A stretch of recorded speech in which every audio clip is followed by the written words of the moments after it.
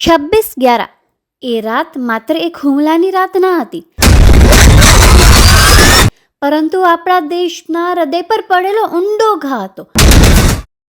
Taj Mahal palace, જે હંમેશા રોશની, ગૌરવ અને મહેમાન નવાજીનું પ્રતીક રહ્યું હતું, એ અચાનક ગોળીઓના કડકડાટથી ધ્રુજી ઉઠ્યું.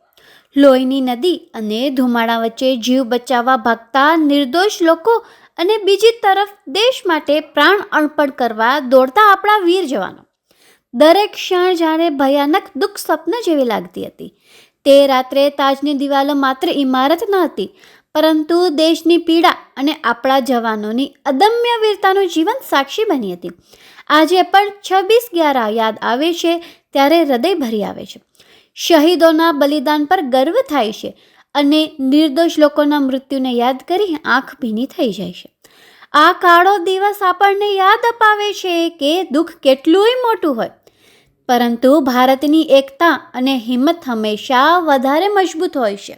રાજકોટ કે આવાસ પરિવાર તરફથી એ લોકોને અને શહીદોને ખૂબ ખૂબ સંવેદના.